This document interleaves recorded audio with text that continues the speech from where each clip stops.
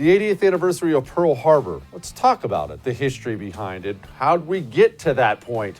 And we're going to talk about it because Joe Biden met with Vladimir Putin today. And, well, you'll see on I'm Right.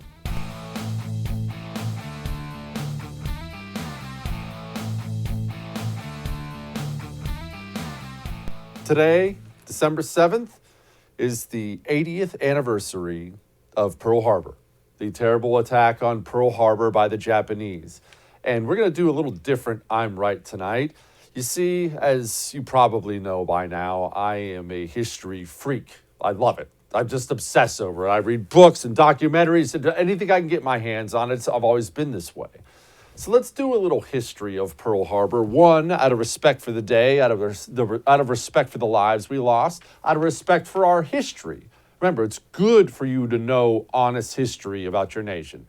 Not the history we teach in this country, honest history about your nation. It's good to know that. And it's good to know how the world works. You see, leadership decisions, they have dire consequences. Dire consequences, and we'll get to that in a minute. But let's talk about Pearl Harbor. First of all, how did we ever get to a point where an island nation clear across the Pacific Ocean packed up the Navy and came to attack us? How could that possibly happen? Well, here's how it happened. Japan was, I don't want to call it backwards. That's not fair because I love Japan. I'm actually a big fan of Japanese culture. But Japan, for a long, long time, simply out of respect for their own traditions, which are awesome, refused to modernize at all. And then 1800s roll around and Japan looks around and they say to themselves, well, we don't have technology here. We have muskets. The rest of the world, they're working on machine guns. If we don't improve quickly, we're going to get destroyed. They decided they were going to revitalize their nation, and they did. Their economy, every part of it, they revitalized it while keeping a lot of the old traditions. We'll get to that in a moment. It's always called the Meiji Restoration, if this interests you at all. I find it to be a fascinating time. The country just woke up one day, to their credit, and just decided, we got to get better. And boom, dug in, and they got better. Became a very modern nation. But success oftentimes, almost always, comes at a cost. You see, eventually they looked around and found that they were quite a modern nation. They even had a modern army, modern navy. Life is good. Economy's going well, but we are stuck on this island. We do have this big old Navy and Army. China's right there. I wonder if we should do something like, I don't know, go take some of the stuff they have. So that's what Japan did. They ventured into the country of China. This is a very turbulent time in Chinese history. They weren't communists just yet. They were working on it. They weren't communists just yet. Japan goes into China, starts gobbling up a bunch of natural resources. We, the Americans, and the British and others, we finally had enough of it. And we told Japan, okay, what are you doing in China? Get out. And Japan, very proud people, well, that's a good thing, very proud people said, no, you won't be telling us what to do. I think we're going to stay right here. Problem is, the United States of America sold Japan almost everything Japan needed to keep the trains running on time. We sold them their metal. We sold them their oil. Finally, America said, okay, get out of China or you're not going to have anything sold to you, not just by us, by anybody. Japan's a proud nation. Japan's not going to just sit back and take that. So Japan started to think of other solutions. They only increased their aggression around their area.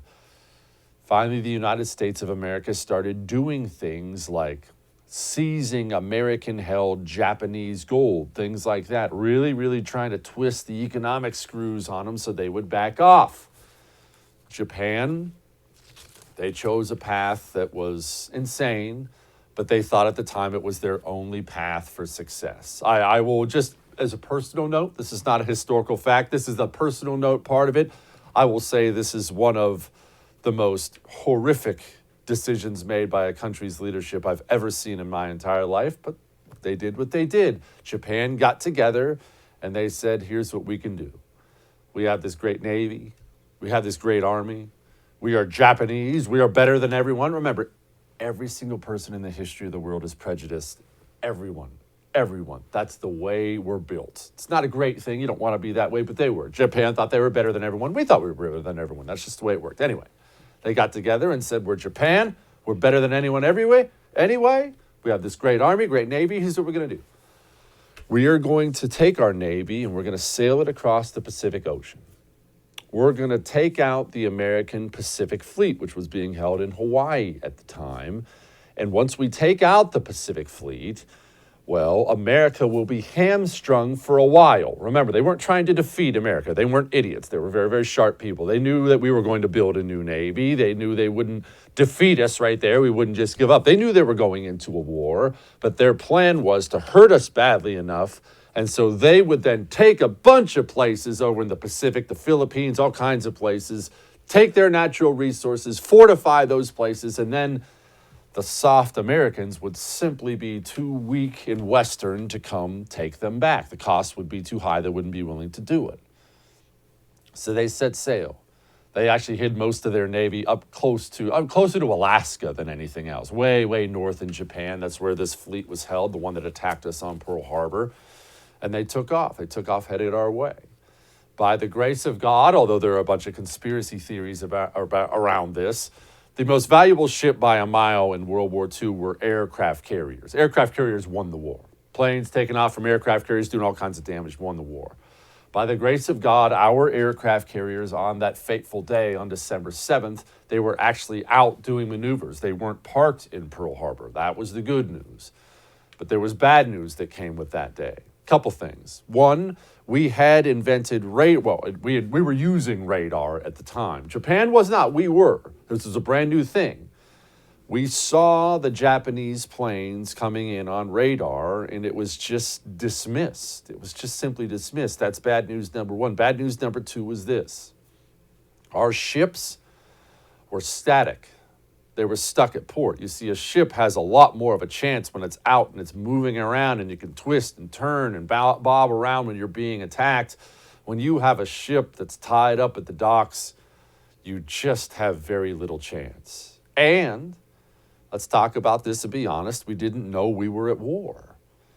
Japan, there are historical arguments around this. I will tell you what I'm about to say is my personal belief, but you'll find 1,000 people who will argue against it. Japan attacked us before they declared war on purpose. I will always believe it was on purpose. There were internal discussions in the country. They knew they needed a surprise attack to hurt us badly enough. You're not going to get a surprise attack if you declare war first. The second Japan declared war, our ships would have left that harbor and gone out to watch out for the Japanese fleet. So about a half hour before they actually declared war, they showed up and made war on Americans. Now remember, this was Hawaii. This was a peaceful, it was a vacation destination practically. We weren't at war with anybody.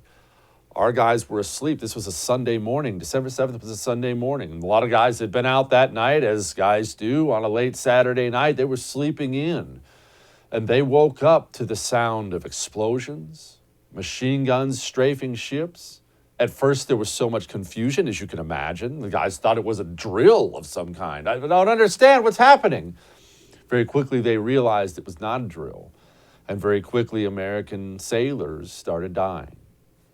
And dying in ugly ways. It's a family show, so I'm not going to get too into it, but let's keep in mind how men were dying on Pearl Harbor on this sacred day, December 7th. They were getting blown up, and honestly, those were the ones who got lucky of the ones who died. They were getting burned horrifically. They would not only be burned by all the fires and explosions on the ship, they would jump off these ships and there was a thick layer, inches thick of flammable liquids in the ocean from the ships, and they would hit the water and the flames would only get worse, believe it or not. Or, and there are some really sad tales about this if you choose to look into it, or they would go down. In a very shallow harbor, they would go down with these ships and they would just be there with the power off, in the dark, sometimes for days, as the oxygen slowly whittled away and they perished. I didn't say that to shock you. I said that so we understand what this day means. A lot of people understand about Pearl Harbor, and you see the picture. We have one on the screen. A lot of people have seen that picture. The reality of what men went through on that day with war undeclared was horrific. And so let's just do a quick fast forward from that day to the end of the war. There are a million ugly things in between. Let's talk about the end of the war, us and Japan. You know how I warn you a lot on this show about us losing a major war, and you don't understand what that looks like, and I talk to you about our military and our leadership and how dangerous the situation is. I just gave you the American perspective. That's the perspective we all know. From a Japanese perspective, a regular Japanese civilian, remember, not making any decisions, certainly not calling the shots. They didn't decide to bomb Pearl Harbor. A Japanese civilian, well,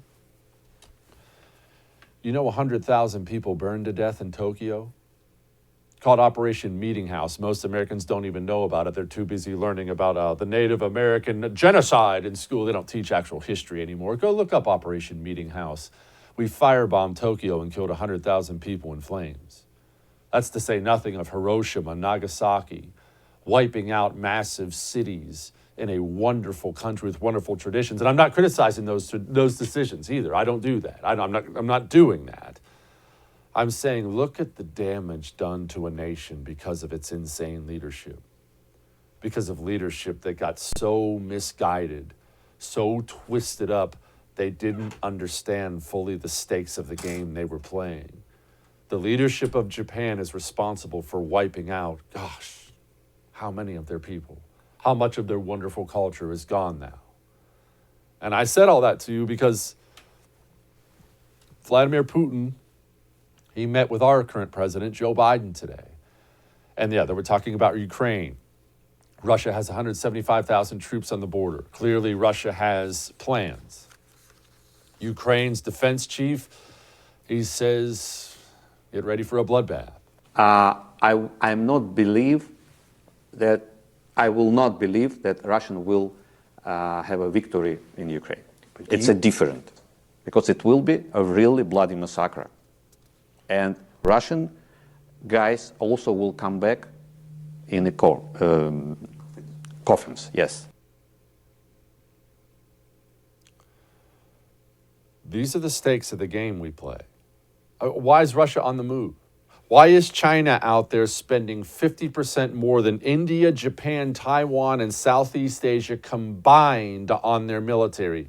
You don't think they're spending all that so it can look nice and shiny in the ocean, do you? You don't think they're spending all that military money so they can have fancy parades, do you? They're going to want a ROI, a return on investment. They're going to want something for that. So why? Why is Russia on the move? Why is China on the move? Well,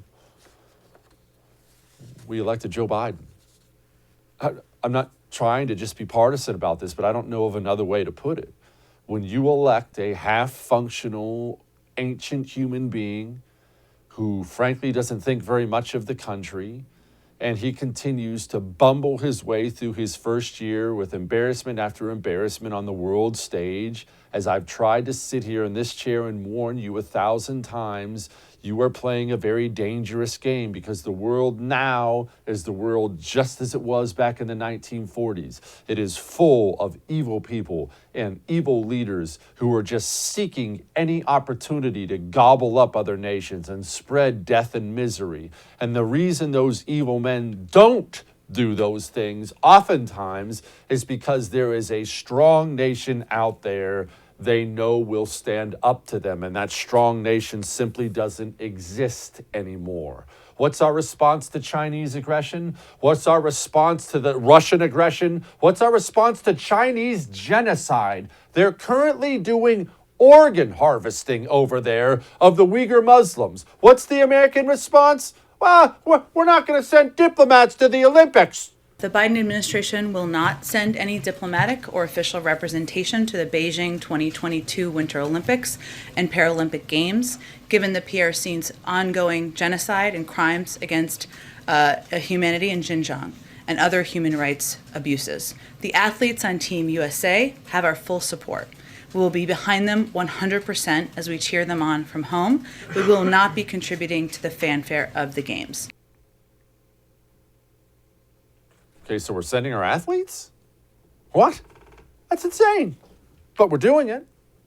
China just flat out laughed in our faces. Quote, this is Chinese. To be honest, Chinese are relieved to hear the news because the fewer the U.S. officials come, the fewer viruses will be brought in. That, in case you were wondering, is reference to the often repeated saying in China that we are the ones who created coronavirus. That's how little they respect us. That's how little respect we now command on the world stage.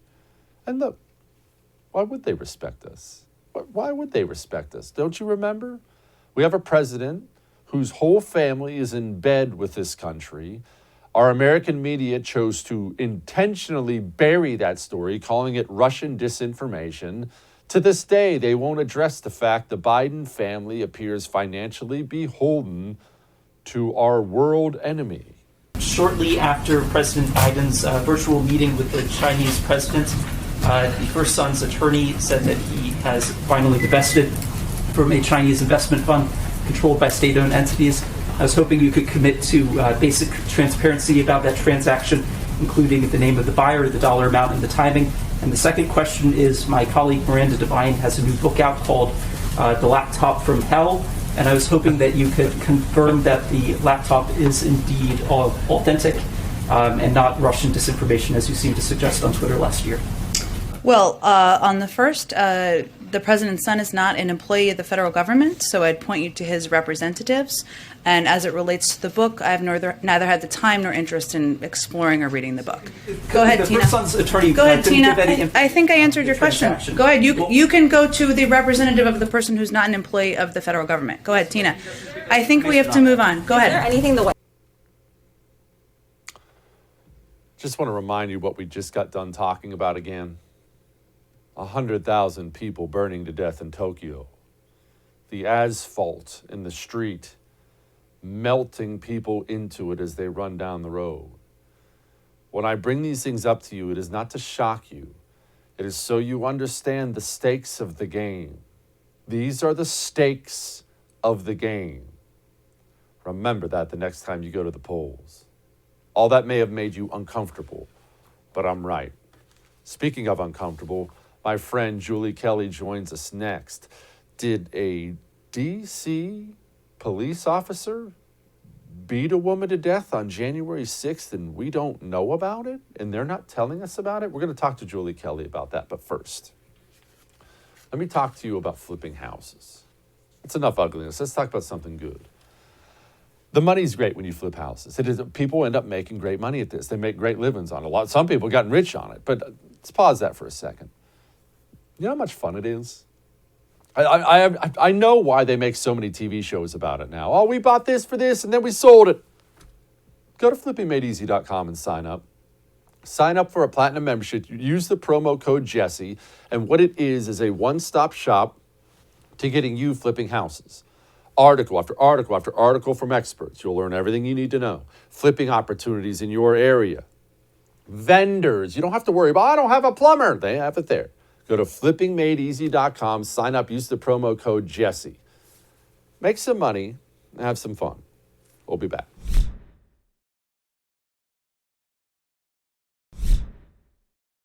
Lives were lost.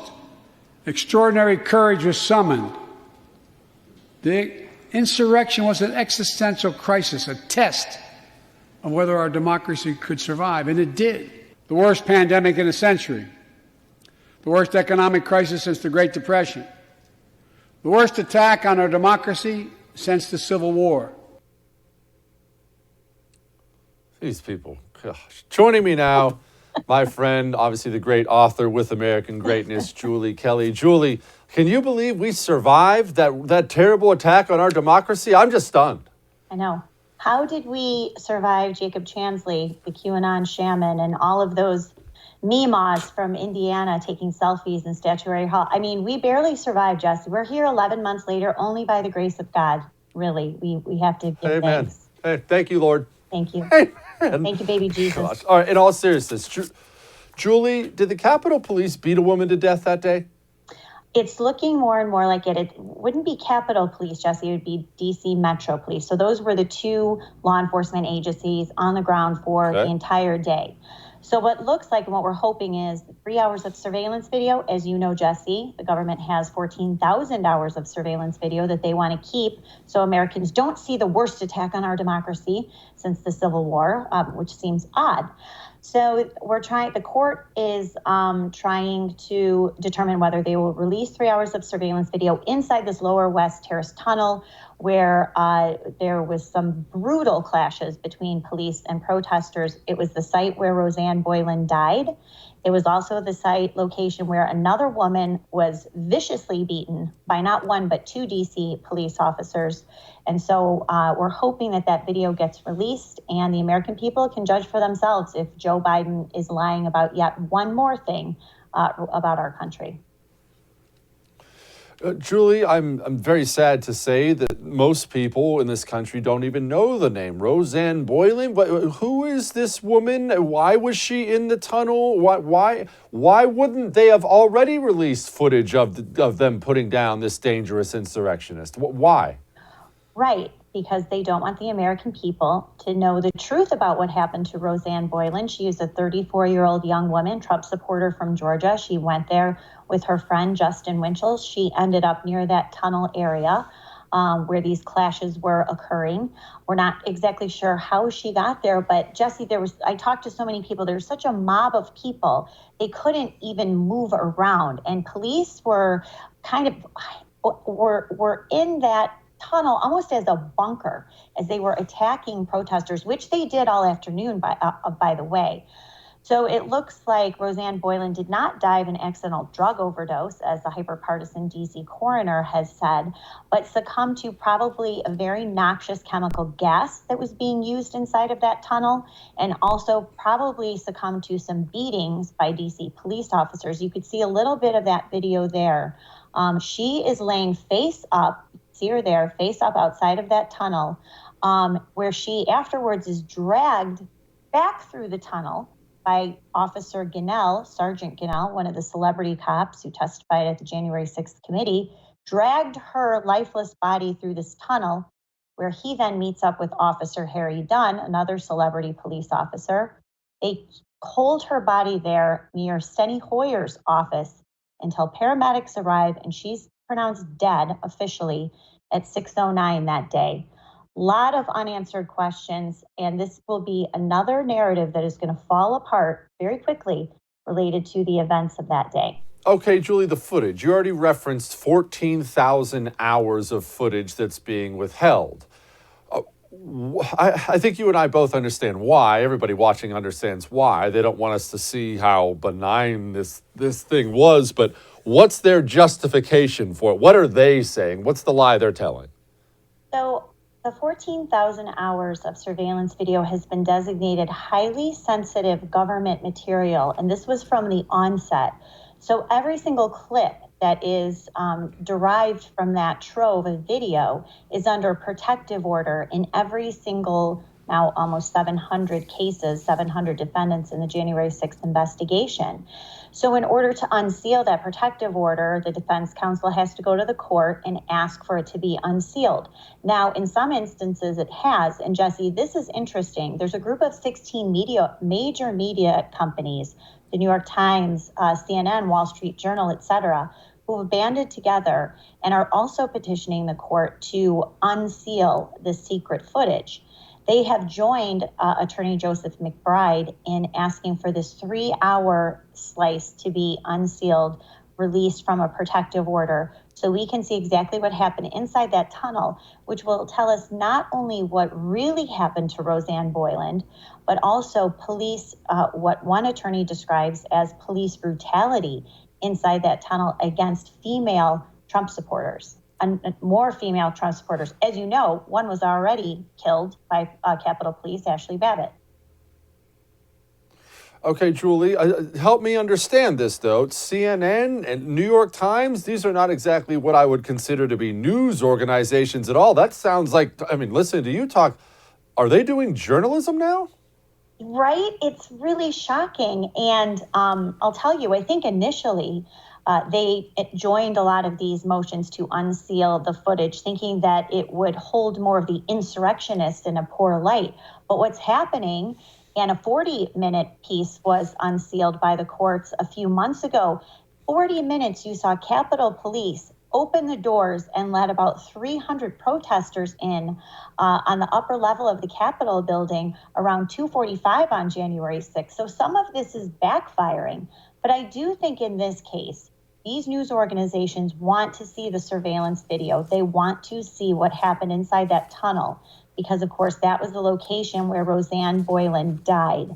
And they want to reluctantly, I think, now almost a year later, get to the bottom of her death and not go along with the idea that she died of an accidental drug overdose. Because as you're showing, even the body cam footage from DC police really contradicts the idea that she just suddenly drops dead of an overdose of amphetamines, which is part of her daily Adderall medication that she takes. So we're going to find out the DC coroner lied about that and find out exactly what police did to not just Roseanne Boylan, but other people in that tunnel too.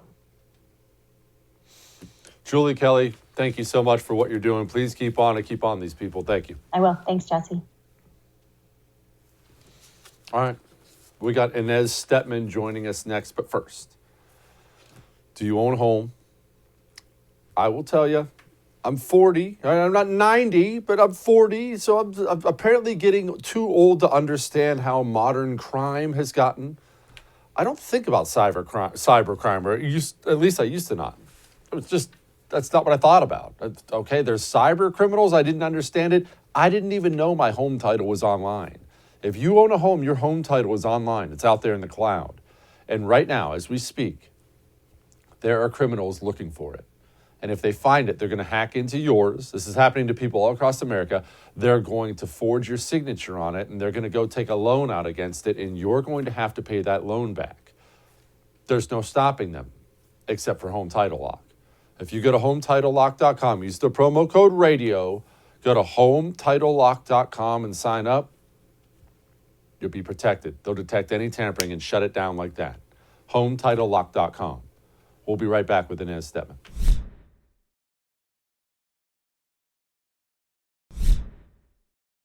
Today in New York City, we announced a mandate. All private sector employers must have their employees vaccinated by December 27th. This is what's going to keep us safe.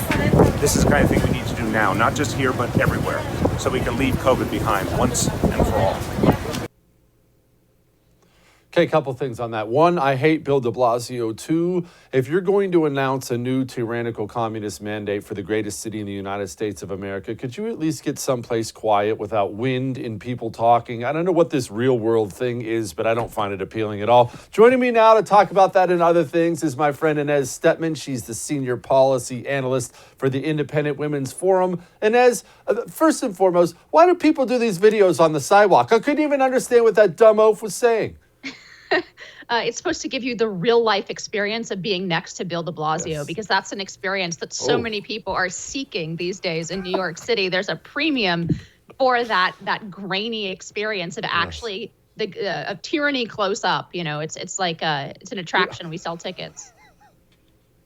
I feel so close to him now. I've never felt so good. All right, in all seriousness, I love New York, as you well know. I adore the city. I used to go every single chance I get. I'm not even vaccinated, so I can't go back, but it continues to get worse. Last time I was there were people peeing on the sidewalk, broad daylight in front of me. It's a crime-ridden disaster. Inez, please tell me Bill de Blasio, he's about done. Please tell me his legacy is about to be wiped out by Eric Adams, the next guy.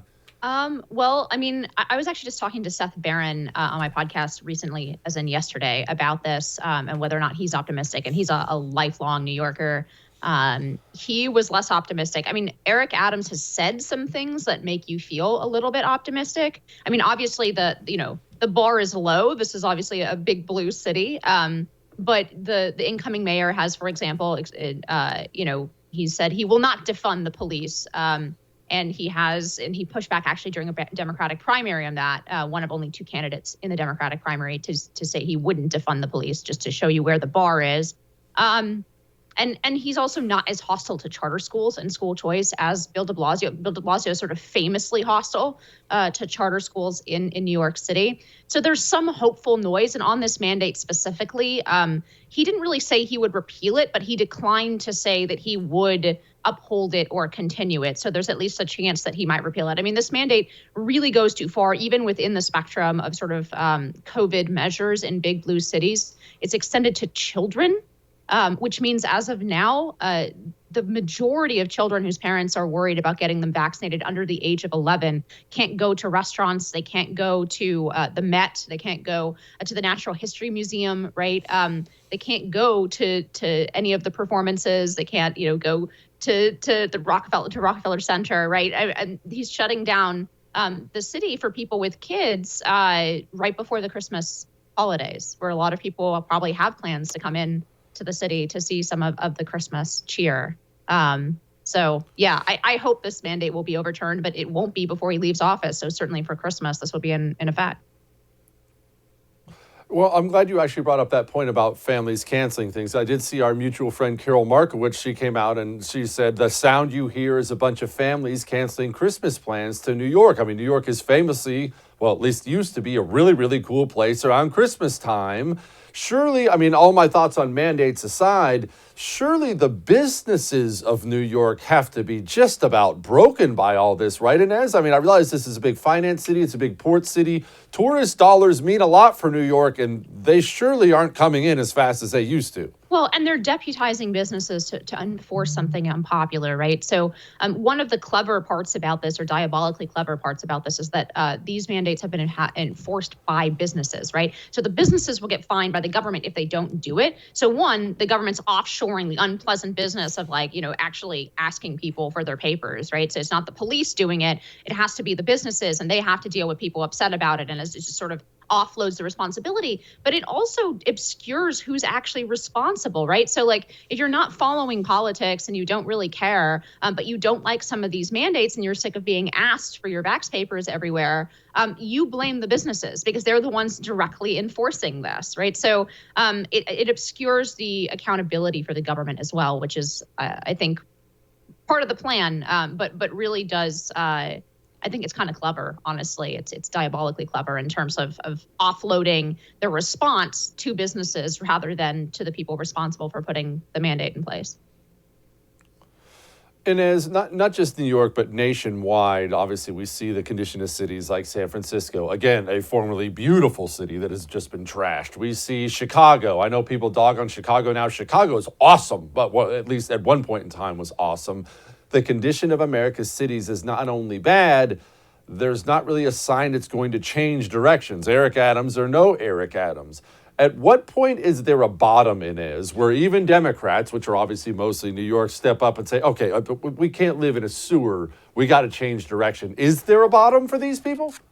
I'm never sure about this. You would think, and I actually don't think, having lived exclusively in blue cities my entire life. I mean, grew up south of San Francisco, spent a ton of time in San Francisco growing up, lived in Washington, D.C. for many years, and now living in New York City.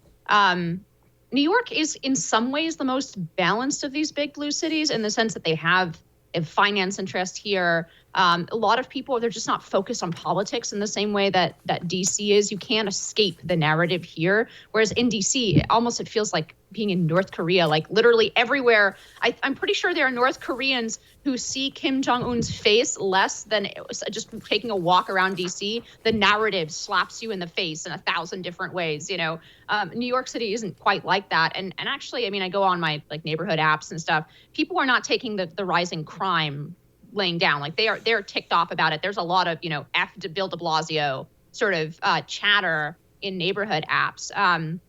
But there is a democratic machine here.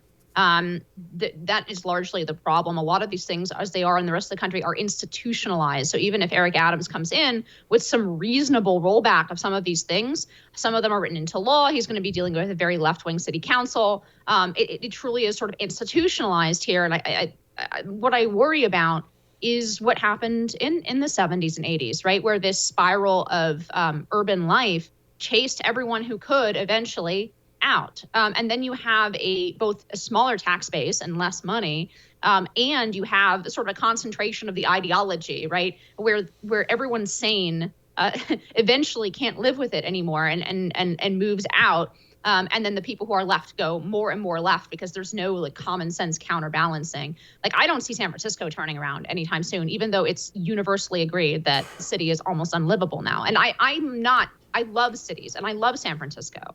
But the city of San Francisco is unlivable now. New York's not there yet, but I worry it will be.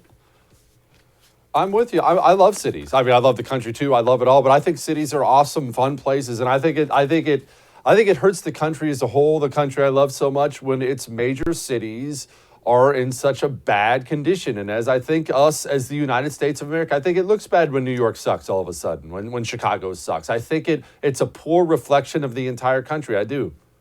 Yeah, I mean, this is maybe a little bit parochial, but don't forget that when people visit the United States, they mostly judge us by our cities, right? European, for example, tourists, they judge Americans by New York City, San Francisco, LA, Chicago. And right now our flagship cities are headed in the wrong direction. And I'm as an American, I don't like to hear from family elsewhere or whatever when they come here, oh, like your cities are so dirty or so crime ridden, how can you be the world's greatest country if you have so many homeless on your street, right? Like, and then having to explain of all of these terrible liberal policies to people from outside of the country. It's embarrassing. I mean, these are the flagship cities of the United States. And like you, I love the country as well. But I think the kind of reflexive anti-urbanism of the right sometimes is not as thoughtful as it should be. This is not how city life has to be. This is a deliberate series of policy choices that has made city life this way. Agreed. Inez Stepman, thank you so much. I appreciate you as always. Thank you. All right. We have This Week in Wokeism next, but first. 'Tis the season. And no, I'm actually not talking about Christmas shopping. I'm talking about insurance shopping. I know everyone's out there doing it right now, and I know the selection is not good. Is that putting it nice? There's a great option you probably haven't heard of yet. It's called OneShare Health. It's a faith-based group. The options for you and your family, if you have one, are endless. And we're talking vision, dental, 24/7 telehealth, you name it, it's available at OneShare Health. Plenty of plan options, great affordable rates, and right now there's a deal. When you go to my.onesharehealth.com/Kelly and use the promo code Jesse Kelly, you get $75 off your enrollment fee, which is nice, but this is even better. 5% of your monthly goes to veterans, Camp Hope, veterans like that, veterans struggling with PTSD. Go to my.onesharehealth.com/Kelly, use the promo code Jesse Kelly. We'll be back.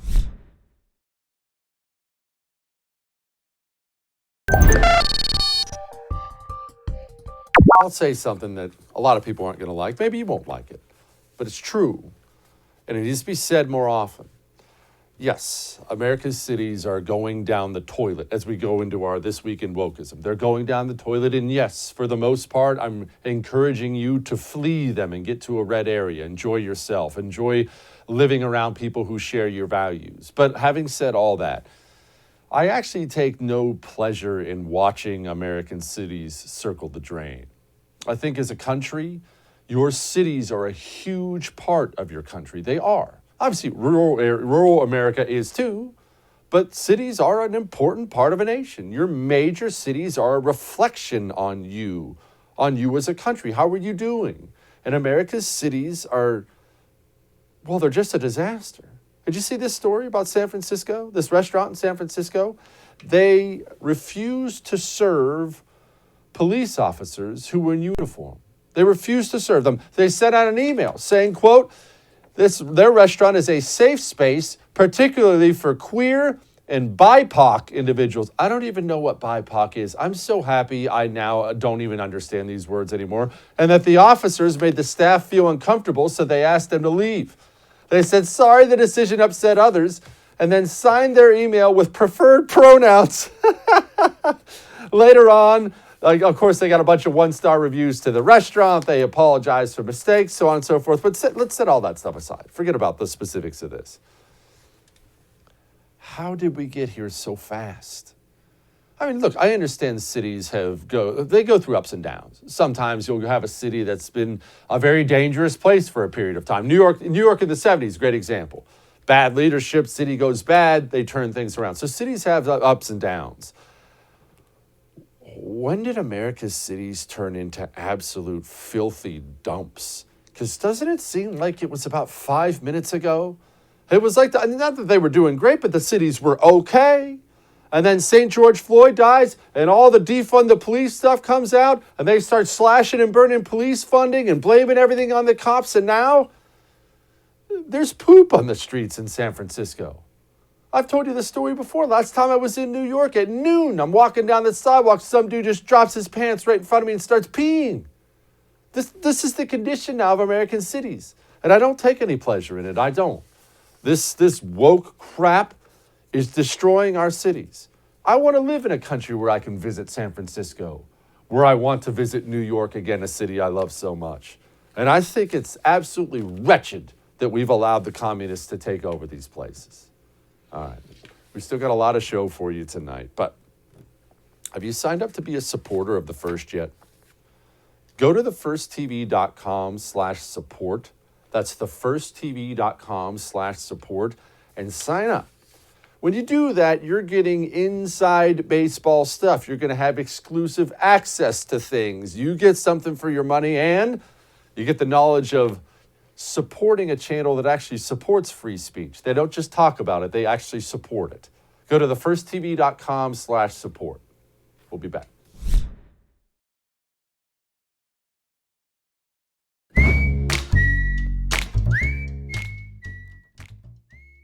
Dudes are awesome. And you know, we get made fun of a lot for pride. And I'll fully admit that male pride has gotten many a man in trouble, gotten many a man hurt. Shoot, it's probably gotten many a man killed if we're being frank about it. But every now and then, the don't bother me, I'll do it myself attitude ends up pretty cool. For lighten the mood, enjoy a dude who didn't need any help.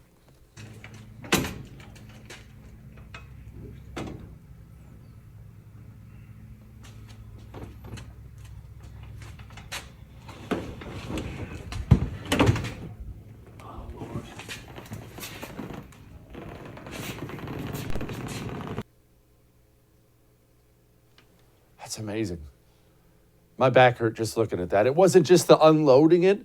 It was that now he's going to have to bend over and haul that thing to the garage. His lower back's going to be shot. But I still respect it. All right. See you tomorrow.